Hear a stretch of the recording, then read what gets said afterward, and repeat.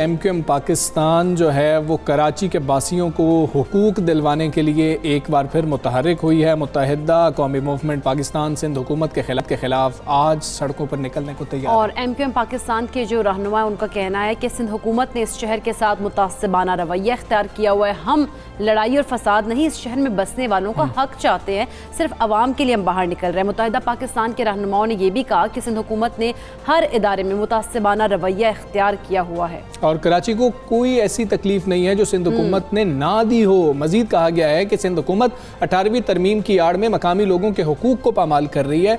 MQM की जानिब से ये कहा गया। खालिद मकबूल सिद्दीकी साहब वैसे ये कह रहे थे कि आज हुकूमत सिंध को पहला नोटिस देने जा रहे हैं। पानी, बिजली और गैस के खिलाफ एहतजाज का वक्त अब गुजर गया, अब वो वक्त आ गया है कि कोई ठोस फैसला किया। बिल्कुल ऐसा है। ये सारी सूरत हाल पर हम बात कर लेते हैं। हमारे साथ मौजूद है MQM रहनुमा और वफाकी वज़ीर अमीनुल हक साहब। अस्सलाम वालेकुम, गुड मॉर्निंग। अमीनुल हक साहब, आपकी रैली के बड़े मकासद क्या हैं, क्या सोचकर आप रैली निकाल रहे हैं और दीगर जमातों को भी इस रैली में आप शिरकत की दावत दे रहे हैं? इकरा बहुत शुक्रिया। MQM पाकिस्तान जमहूरी तरीक़ेकार के मुताबिक मैं समझता हूँ अपना हक को इस्तेमाल करते हुए आज सिर्फ और सिर्फ कारकुनान की रैली निकाल ली है, सबसे इंपॉर्टेंट बात। और MQM पाकिस्तान अपनी तंजीमी सलाहियत का भरपूर मुजाहरा करेगी और शहरा फैसल से होते हुए हम प्रेस क्लब तक मुजाहरा कर रहे हैं। अच्छा। अब तीन बड़ी इंपॉर्टेंट चीज़ें, जब मैंने कहा जमहूरी तरीक़ेकार तो हमने क्या किया, सबसे पहले प्रेस कॉन्फ्रेंस की, अपने मसाइल बताए, असेंबली में आवाज़ बुलंद की, हाई कोर्ट और सुप्रीम कोर्ट में पिटिशन भी दाखिल की हुई, आर्टिकल 140 हो या सेंसस के हवाले से। और अब MQM पाकिस्तान ने बाकायदा फैसला किया है कि अब हम रोडों पर और सड़कों पर आकर कराची यानी शहरी सिंध के अवाम के हकूक़ लड़ेंगे। मसला क्या है? मसला ये है कि अगर हम देखते हैं कि पिछले 14 साल से पाकिस्तान पीपल्स पार्टी की करप्ट नाहिल बेहिस हुकूमत मौजूद है, लेकिन क्या हुआ कि कराची के अवाम के पानी को बूंद बूंद को तरसाया जा रहा है। 14 साल गुजरने के बावजूद 14 गैलन पानी कराची को नहीं दिया गया। दूसरी तरफ चलते हैं ट्रांसपोर्ट के निज़ाम पे, अगेन 14 साल गुजर चुका है। 14 साल हम देखते हैं लाहौर में मेट्रो बन जाती है, मुल्तान में मेट्रो बन जाती है, पिंडी में मेट्रो बन जाती है और पेशावर में मेट्रो बन जाती है। वहाँ के नौजवान एयर कंडीशन बस पे सफ़र करते हैं, हम तो खुश होते हैं, देख देख के खुश हो रहे होते हैं। लेकिन क्या सिंध हुकूमत ने जो 95% कराची टैक्स देता उसके लिए एक मेट्रो बस भी इंतजाम किया? नहीं किया। एक बस, यानी आप अंदाजा करें 14 साल गुजरने के बाद एक मामूली बस भी नहीं दी गई। आज 21वीं सदी में रहते हुए कराची हैदराबाद का नौजवान चिंचे रिक्शे पे सफ़र करता है। इसी तरीके से क्या कराची के नौजवान तालीम याफ्ता है? 92% लिटरेसी रेट कराची और हैदराबाद में। ट्रस्ट में यहाँ का नौजवान फूड पांडे में काम कर रहा होता है। तमाम सरकारी नौकरियां पे पाबंदी एक तरह से लगाई गई है, जाली डोमिसाइल और PRC बनाकर दही सिंध के लोगों को नौकरी दी जाती है। मैं आपके सामने चंद मिसाल रख देता हूँ। आप देखें, commissioner Karachi, deputy commissioner, assistant commissioner, SSP, SHO, ये तमाम लोगों को, गैर मुकामी लोगों को शामिल कर दिया गया। आप चले जाते हैं, आप इस कॉलेज के प्रिंसिपल देख लें, ट्रस्ट में हमें अफसोस आता है 100+ कॉलेज है कराची में, एक प्रिंसिपल में मुकामी नहीं है। इसी तरीके से आप एजुकेशन डिपार्टमेंट चले जाएं, आप हेल्थ डिपार्टमेंट में चले जाएं, रेवेन्यू डिपार्टमेंट में चले जाएं, और अगर आप सिंध सेक्रेटेरिएट में चले जाते हैं तो क्या कराची के रहने वाला, उर्दू बोलने वाला, सिंधी बोलने वाला, पंजाबी बोलने वाले, पख्तून बोलने वाले को नौकरी नहीं मिलेगी? नहीं, ये ज्यादती की जा रही है। मैं समझता हूँ इन तमाम चीज़ों के खिलाफ जिसे कहते हैं MQM पाकिस्तान ने आज एक जिसे कहते हैं पहला नोटिस सिंध गवर्नमेंट को सर्व कर रही है। और हमने ये रैली कराची प्रेस क्लब तक लेके जा रहे हैं और ये सिर्फ और सिर्फ कारकुनान के लिए। अगर पाकिस्तान पीपल्स पार्टी की लसानियत भरी तासुब भरी हुकूमत ने सियासी इंतकाम के नाम पर अपना रविश नहीं बदला तो फिर कराची के अवाम अगली रैली जो है अवाम के साथ जाएंगे और चीफ मिनिस्टर हाउस के सामने मुजाहरा किया जाएगा। तो मैं समझता हूँ कि yes, it's a high time for the Sindh government के अपने रवैये में तब्दीली लाए और इस शहर में रहने वाले तमाम लोगों को साथ लेकर चले, तमाम लोगों के हकूक़ दे। ठीक है अमीनुल हक साहब, अच्छी मतलब बात है कि आप अपनी तंजीमी स्ट्रेंथ दिखाना चाह रहे हैं गवर्नमेंट को, क्योंकि गवर्नमेंट तो अपोजिशन को बात भी नहीं करने दे रही है अगर हम सिंध असम्बली की बात करते हैं तो। लेकिन पहला नोटिस तो आपने दे दिया है, आपको ज़ाती तौर पर ऐसा लगता है कि इस नोटिस का कोई फ़र्क उनको पड़ रहा होगा? ये तो फ़र्क नहीं पड़ेगा। फिर दूसरा आपने नोटिस बताया कि आवाम के साथ निकलेंगे, एंड क्या है इसका? आपने क्या सोच रखा है कि अगर फिर भी कोई बात ना सुनी गई तो हम क्या करेंगे और कब तक करेंगे? कोई टाइमलाइन भी सोच रखी है? जी हमजा, बिल्कुल। जैसे मैंने पहले कहा कि एमकेएम कानून पसंद जमहूरियत पसंद सियासी जमात है, तो हमने पूरा टाइमलाइन के साथ अपनी तैयारी मुकम्मल की है। हमने जिस तरह कहा कि दूसरी जो अवाम के साथ हम चीफ मिनिस्टर हो जाएंगे, और तीसरा स्टेज हमने रखा है कि हम धरना दिया जाएगा, और धरने के साथ साथ अब हमारा मुतालबा हो रहा है कि हर सूरत में शहरी सिंध सूबे यानी जनूबी सिंध सूबे के लिए जद्दोजहद करना, क्योंकि हम मुसलसल तमाम जिसे कहते हैं तमाम फोरम पे अपनी आवाज़ बुलंद करते चले आ रहे, हमारी आवाज़ नहीं सुनी जा रही। जैसे मैंने कहा कि कराची हैदराबाद का जो 92% लिटरेसी रेट है, वहां का नौजवान सिर्फ फूड पांडे पे काम कर रहा है। क्या वो रेवेन्यू डिपार्टमेंट में, क्या वो एजुकेशन डिपार्टमेंट में, क्या वो हेल्थ डिपार्टमेंट में, क्या पुलिस के अंदर, क्या सिविल सर्विस कमीशन में उसको नौकरी नहीं मिल सकती? मिल सकती है, लेकिन तासुब की बुनियाद पर चूंकि उनको दूर रखा जा रहा है, तो अब हमारा टारगेट हो रहा है कि जनूबी सूबा सिंध के लिए जद्दोजहद करना, और इसके लिए फिर आखिरी मरहले पर हुआ तो हम चीफ मिनिस्टर हाउस के सामने और सिंध सेक्रेटरीट के सामने मसलसल ना खत्म होने वाला धरने के लिए भी तैयारी मुकम्मल कर रहे हैं। अच्छा अमीनुल हक साहब, जिस तरह से आप कह रहे हैं कि हम जो रैली निकाली इसमें हम आवाम को भी अपने साथ दावत देंगे, बाद में जब कि आवाम भी आए, क्या आपको उम्मीद है कि आवाम भी आपके साथ इस रैली में शरीक हो पाएगी? और अगर बात की जाए इस आपकी रैली की, तो क्या इन फ्यूचर ये रैली जो है वो किसी तहरीक का भी रुख जो है अपना सकती है?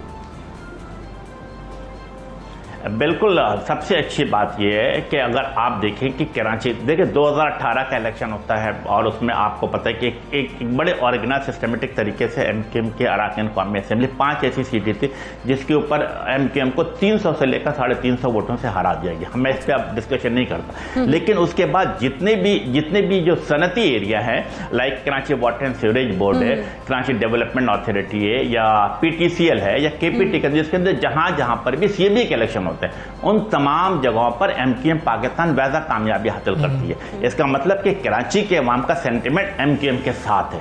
इंशाअल्लाह ताला आप देखेंगे कि बिल्कुल कराची के अवाम, हैदराबाद के अवाम, मीरपुर खास के अवाम, जिसे कहते हैं कि हज़ारों नहीं लाखों की तादाद में एमकेएम के साथ शामिल होंगे। और हमने क्या किया, हमने साथ साथ जो यहाँ के जितने स्टेक होल्डर हैं, जो सिविल सर्विसेज के लोग हैं, या जो वो लोग जो मुख्तलिफ ऑर्गेनाइजेशन में काम करते हैं, उन सबों से रब्ता कर रहे हैं। उन सबों को हम रब्ता कर रहे हैं कि अगली रैली जो हमारी होगी उन सबों को शामिल किया जाएगा। क्यों? क्योंकि हमने ये फैसला किया है कि जब हम सूबे की जद्दोजहद करेंगे तो मेरिट की बुनियाद पर होगा, बला तफरीक रंग और नस्ल होगा, और इसके ऊपर कोई पाबंदी। आज अगर आप देखें पिछले 70 साल से जब चीफ मिनिस्टर की बात आती है तो कहते हैं कि दही सिंध से बनेगा। हमने क्या फैसला किया? हमने कहा कि मेरिट पे फैसला होगा, जिस पार्टी की भी अक्सरियत होगी उसको बनाया जाएगा। और एमकेएम ने अमलन क्या किया, मैं एक छोटी सी मिसाल आपके सामने दे देता हूँ कि जब कराची मेट्रोपॉलिटन में आपने देखा कि कराची का जब एमकेएम पाकिस्तान का मेयर और डिप्टी मेयर बला मुकाबला मुंतखब होते हैं, तो तीसरी बड़ी पोस्ट क्या थी? तीसरी बड़ी पोस्ट थी कायदे ऐवान की। उसको एमकेएम ने क्या किया? एमकेएम ने ब्रॉड विजन का मुजाहरा किया और अपने पख्तून बोलने वाले भाई को कायदे अमान मुकर्रर किया। इसका मतलब हमारा विजन मौजूद है। इसी तरीके से अगर आप देखेंगे कि जब मुख्तलिफ सेनेट, पिछली दफ़ा सेनेटर की सीट है या कौमी असम्बली की सीट है, हम इस शहर में तमाम ज़बान बोलने वालों को ऑन बोर्ड लेते हैं और उनको भी कौमी असम्बली, सूबाई असम्बली के टिकट दिए जाते हैं और वो भी मुंतखब होकर ऐवानों में पहुँचते। तो हम कुछ तफरीक नहीं करते, बल्कि शहर में रहने वाले तमाम लोगों को ओन करते हुए आगे बढ़ना चाहते हैं। ठीक है अमीनुल हक साहब, लेकिन ये भी बताइएगा, बड़े स्टेक होल्डर्स पाकिस्तान तहरीक इंसाफ है कराची की, अगर हम जो है गुज़श्ता इलेक्शंस को देख लें तो ऐसी सूरत हाल में क्या पाकिस्तान तहरीक इंसाफ को भी शामिल किया जाएगा सिंध को? ख़ास तौर पे आप जमहूरी अक़दार की बात कर रहे हैं कि हम जमहूरी तौर तरीके से जा रहे होंगे, लेकिन हालात तो कोई कौमी असम्बली में भी अच्छे नहीं है, लेकिन जो सिंध असम्बली में अपोजिशन की जानिब से किया गया था, ऐसे हालात में उनको शामिल किया जा सकता है इस तहरीक में, इस प्लान में जो मुत्तहिदा पाकिस्तान की जानिब से तरतीब दे दिया गया?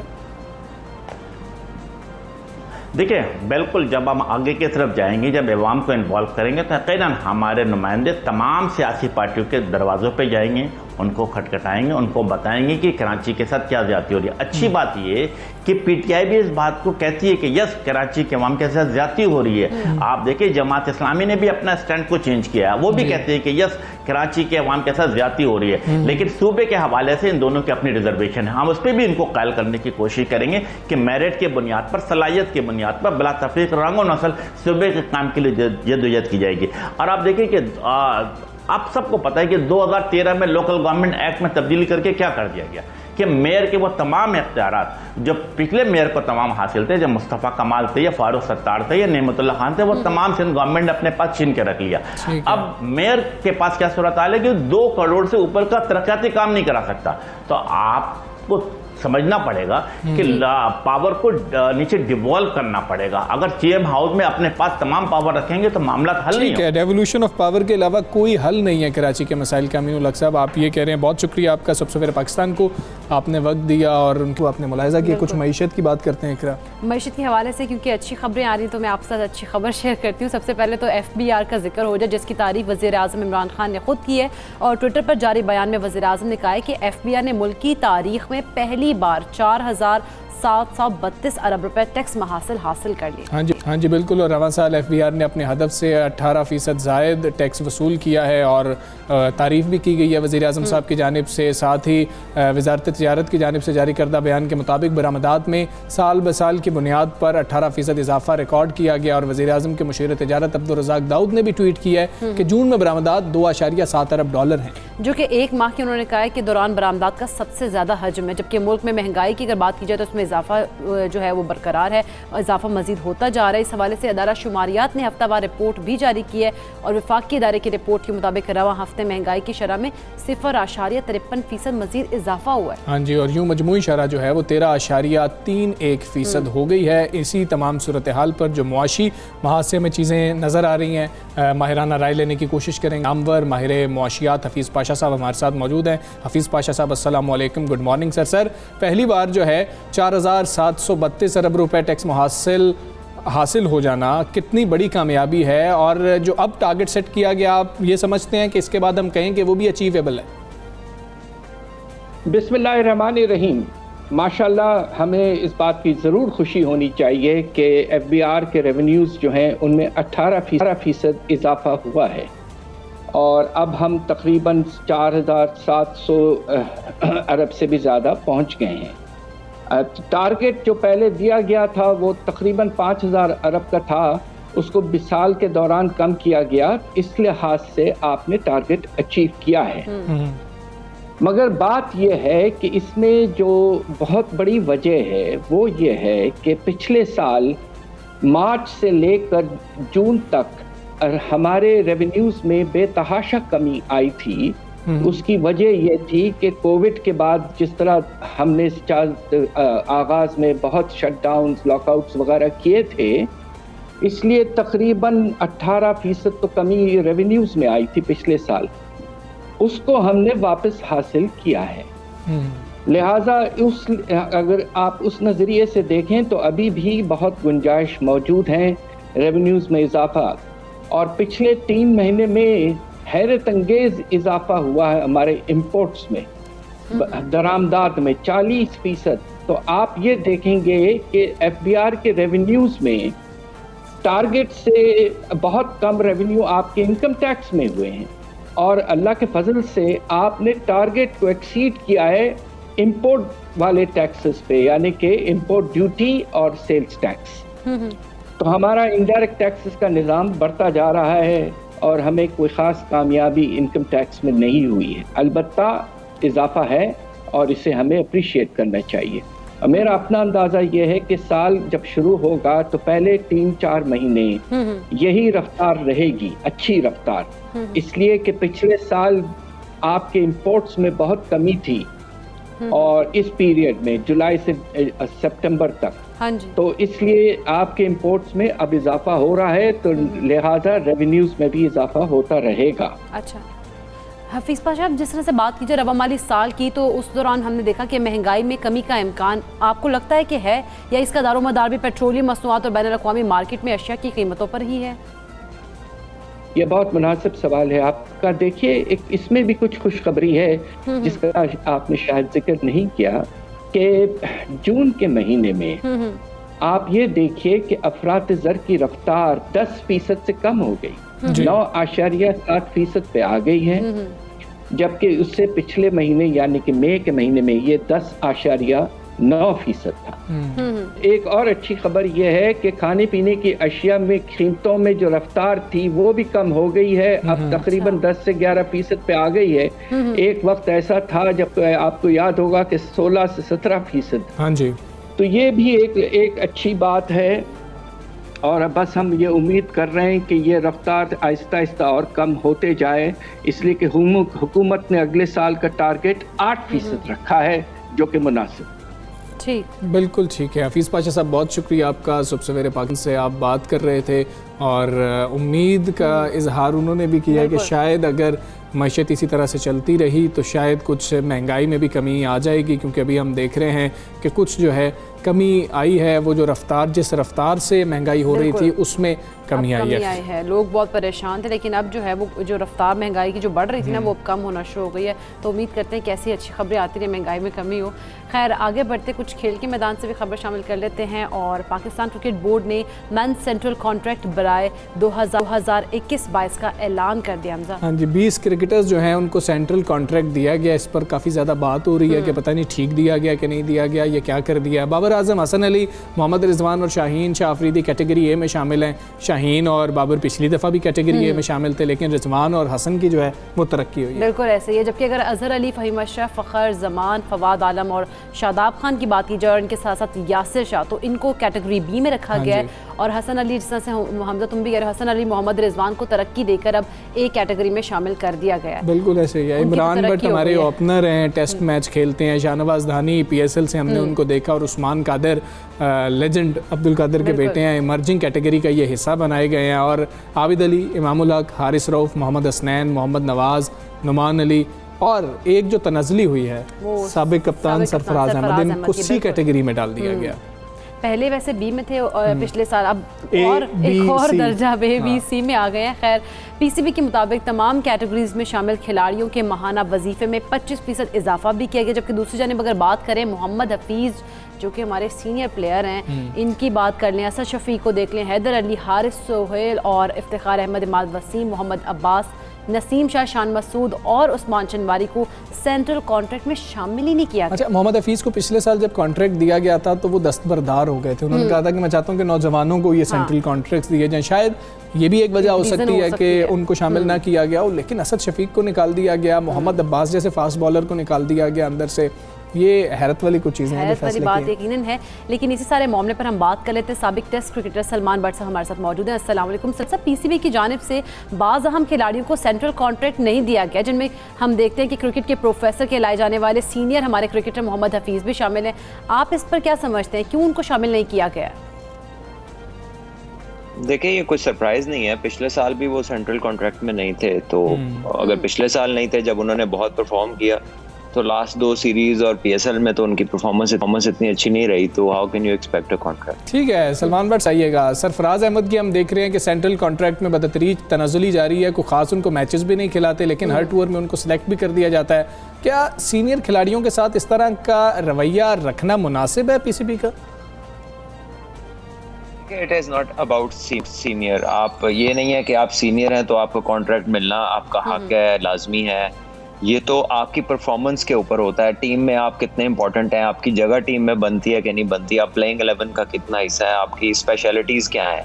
एट द मोमेंट वो एक सेकंड ऑप्शन है। ऑब्वियसली रिजवान आपका वाइस कैप्टन भी है टेस्ट क्रिकेट में, आपके प्रीमियर ऑप्शन है तीनों फॉर्मेट्स में, विकेट कीपर भी है।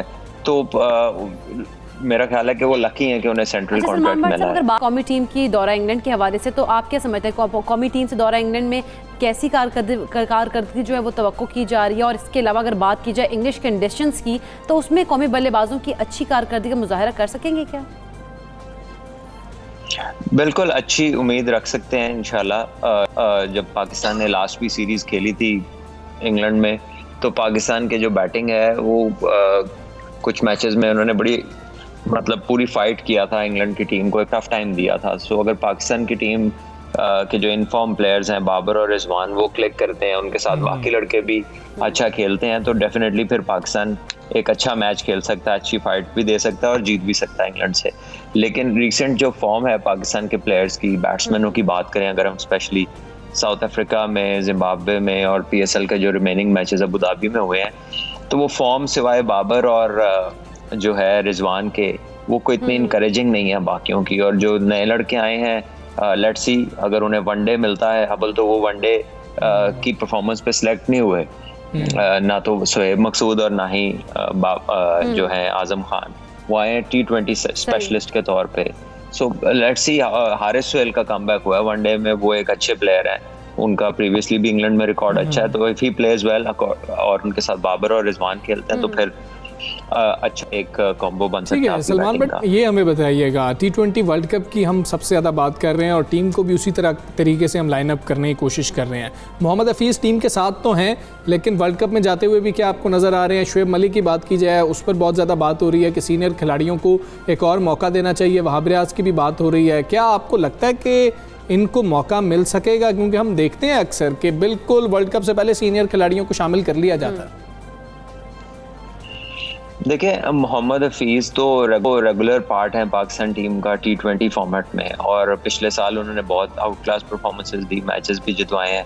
अभी लास्ट 2 टूर्स पे उन्होंने इतने रन्स नहीं किए, लेकिन एक सीनियर प्रो हैं तो ऑब्वियसली आई थिंक वो होंगे पाकिस्तान के वर्ल्ड कप स्क्वाड का हिस्सा, और हैं उनके माइंड में क्रिकेट बोर्ड के, इसीलिए वो इस टीम के साथ हैं, क्योंकि इन 2 सीरीज़ के बाद बहुत थोड़ा टाइम रह जाएगा वर्ल्ड कप में। और शोएब मलिक क्योंकि यहाँ पर उन्होंने कंसिडर नहीं किया, आप रूल आउट तो नहीं कर सकते। पाकिस्तान एंड टाइम पे जो है एन उस वक्त जब वर्ल्ड कप सर पे आता है तो पाकिस्तान की टीम में अक्सर पिछली अगर हिस्ट्री देखें तो हर दफ़ा ही चेंजेस होते हैं और मेजर चेंजेस होते हैं। वहाब रियाज भी पिछली दफ़ा वर्ल्ड कप से बिल्कुल पहले टीम में वापस आए थे, और इसी तरह हर वर्ल्ड कप से पहले सीनियर्स वापस आते हैं। सो अभी फौरन तो प्लान में नहीं है, लेकिन कुछ भी हो सकता है वर्ल्ड कप तक। ठीक है, कुछ भी हो सकता है, कोई भी तब्दीली आ सकती है। सलमान बट, साबिक टेस्ट क्रिकेटर, साबिक कप्तान पाकिस्तान क्रिकेट टीम के, बहुत शुक्रिया आपका। सब सवेरे पाकिस्तान से आप बात कर रहे थे, और हो कुछ भी सकता है। और ये टूर बताएंगे जो दोनों पे गए हुए हैं कि मलिक और वहाब रियाज की क्या वापसी होती है या नहीं होती है, यानी कि कुछ भी हो सकता है, वो तो कुछ भी हो सकता है। और हमेशा वर्ल्ड कप से पहले हम देखते हैं कि वो टीम का हिस्सा नहीं होते सीनियर खिलाड़ी, फिर उनको हिस्सा बना दिया जाता है। खैर, हम वर्ल्ड कप तो कुछ दूर है अभी करीब क्या है, ईद कुर्बान करीब है, और मंडियां जो हैं वो लग जाती हैं, मवेशी मंडियां, तो मवेशी मंडियां जो हैं वो लगने का सिलसिला शुरू हो चुका है। लेकिन ऐसे में हमजा, हम लोगों को फिर भी हम लोग यही कहेंगे, क्योंकि जिस तरह से मवेशी मंडियां लगती हैं वहाँ पे लोग दड़ादड़ जाते हैं, बकरे और जो भी जानवर है कुर्बानी के वो ख़रीदते हैं। ऐसे में हमने SOPs का बड़ा ख्याल रखना है, क्योंकि अगर SOPs का ख्याल नहीं रखेंगे तो जो जिस तरह से 4th वेव का कहा जा रहा है वो भी एक खतरा जो मंडला तो बढ़ सकता है। खबर मुगल से जानते हैं ना कि वो कहाँ पर कौन सी मंडी मौजूद है, वहाँ पर SOPs का कितना ख्याल रखा जा रहा है, कितना रश देख रहे हैं, जानवर कितने हैं वहाँ पर। जी खबर बताइएगा, कहाँ पर हैं आप? बिल्कुल हमजा, ईद कुर्बान की आमद है। लाहौर की सबसे बड़ी मवेशी मंडी शाहपुर कांचरा मंडी में मैं इस वक्त मौजूद हूं, जो कि सज गई है। अभी जानवरों की आमद का सिलसिला जारी है। अंदरून पंजाब से, साउथ पंजाब से, और ना सिर्फ पंजाब बल्कि सिंध से भी यहाँ पर जानवर जो हैं वो लाए जा रहे हैं, और ईद कुर्बान के लिए लोग यहाँ पर खरीदारी के लिए आ रहे हैं। अभी चूँकि रोज़ काफ़ी हैं, अभी इतना मुकाबला नहीं है, खरीदार भी जो है अभी इक्का दुक्का आ रहे हैं, गर्मी की शिद्दत भी काफ़ी ज़्यादा है, लेकिन जानवर यहाँ पर पहुँचा दिए गए हैं। जहाँ पर मैं इस वक्त जिस बाड़े में मौजूद हूँ, यहाँ पर जानवरों की कीमतें जो हैं वो आसमान से बातें कर रही हैं। 4 लाख से यहाँ पर जानवर स्टार्ट हो रहा है, बड़ा जानवर, और 15 लाख तक का जानवर जो है वो इनके पास मौजूद हैं।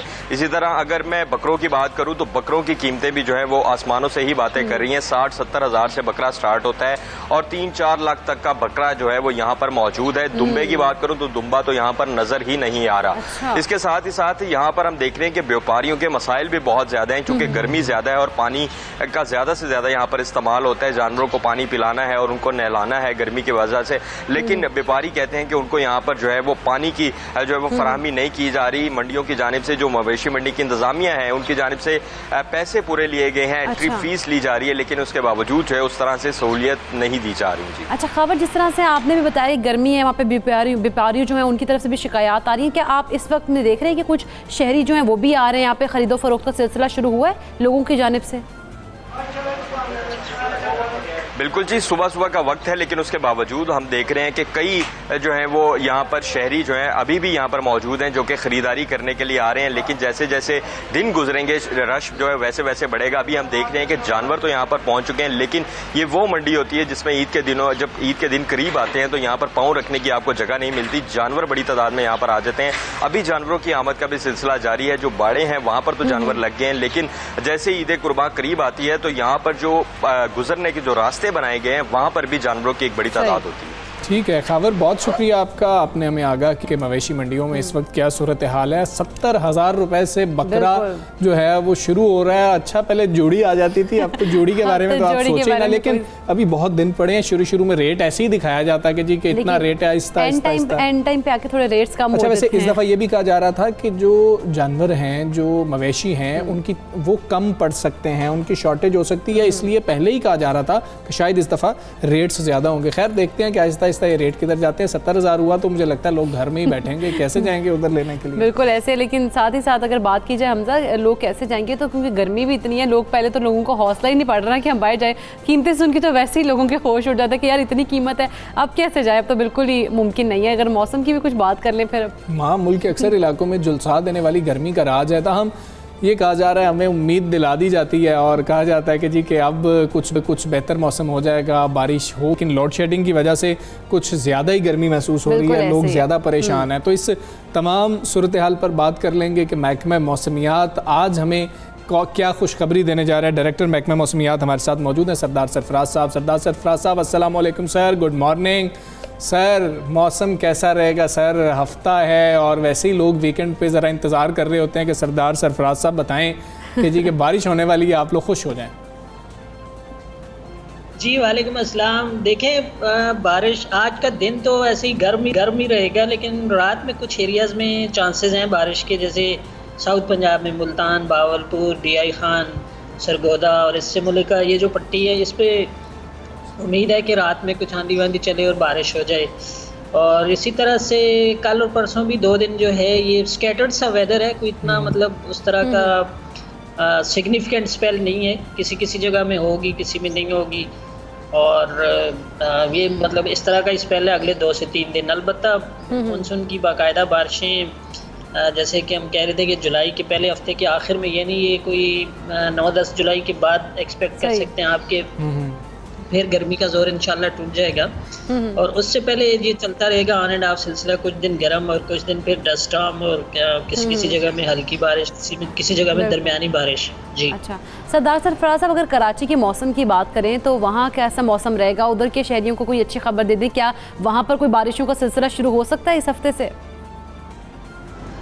नहीं, कराची में भी इम्कान नहीं है कोई ऐसी सिग्निफिकेंट बारिश का। अलबत्ता कराची का वेदर कदरे बेहतर होता है कि यहाँ बादल छाए रहते हैं और अभी 2 दिन से ज़्यादा बादल आने लगे हैं। रात में किसी जगह में हल्की बूंदाबांदी हुई है, तो शाम में और रात में बूंदाबांदी का इम्कान रहता है। ठीक है सरदार सरफराज साहब, बहुत शुक्रिया। आप सवेरे पाकिस्तान से आप बात कर रहे थे, मौसम के बारे में बता रहे थे। कराची वालों को तो उन्होंने बताया कि नहीं, बारिश के इम्कानात नहीं है, लेकिन बाकी अगर हम पंजाब की बात करें और बलाई खैबर पख्तूनख्वा की बात करें तो यहाँ पर बारिश हो सकती है, लेकिन ऐसा मौसम नहीं रहेगा कि आप बहुत ज़्यादा खुश हो और मुसलसल बारिश हो रही है। लेकिन तो खुद ही सैड हो गया कि बारिश नहीं हो रही। मानसून की जो बारिशें हैं उसके पहले स्पेल की बात की जा रही है, 9-10 जुलाई से जो है वो स्पेल शुरू हो रहा है। बिल्कुल, और मानसून की बारिशों का फिर आप यही इससे अंदाज़ा, बस 9-10 का अंदाज़ा लगा के ना खुश हो जाएंगे। 9-10 जुलाई का इंतजार करें बारिशों का।